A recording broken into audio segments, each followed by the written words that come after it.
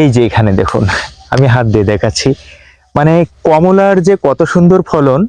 এই যে দেখুন একেবারে এখানে থোকায় থোকায় কমলা ঝুলছে, মানে কমলার ভারে ডালগুলো নুয়ে পড়েছে। এই জাতটা হচ্ছে চায়না কমলা। আমরা অনেকটা সময় ভাবতাম যে বাংলাদেশের মাটিতে বা আমাদের যশোর অঞ্চল, সাতক্ষীরা অঞ্চল, এই অঞ্চলে বুঝি কমলার চাষাবাদ হয় না, কিন্তু সেই ধারণাকে ভুল প্রমাণিত করে আমাদের মনিরামপুর উপজেলার তাজপুর গ্রামের নাজমুল ভাই বাণিজ্যিক ভিত্তিতে কমলা চাষাবাদ করেছেন। আমরা সেই ক্ষেত থেকেই ভিডিওটা আপনাদের জন্য উপহার দিচ্ছি। এই যে এখানেও দেখুন কত সুন্দর রং চড় এসেছে, এবং সবগুলাই হচ্ছে চায়না কমলা।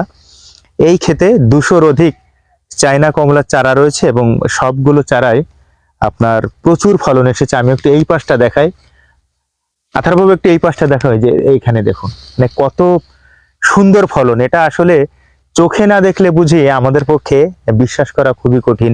এই পাশটায় রয়েছে, আব্বু তুমি একটু ওই পাশে যাও, আমরা একটু এই পাশটাও দেখাই দর্শকদেরকে। দেখুন মানে রংটা দেখুন, এত সুন্দর রং চড়েছে।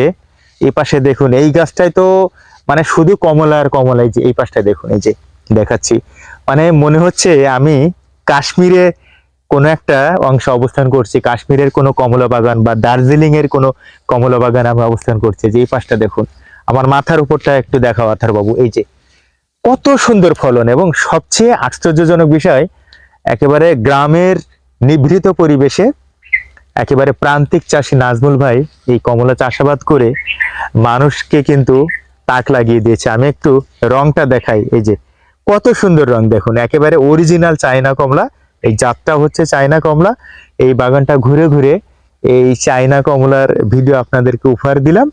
নিশ্চয়ই এই ভিডিওটা আমাদের সাথে সাথে আপনারাও উপভোগ করেছেন।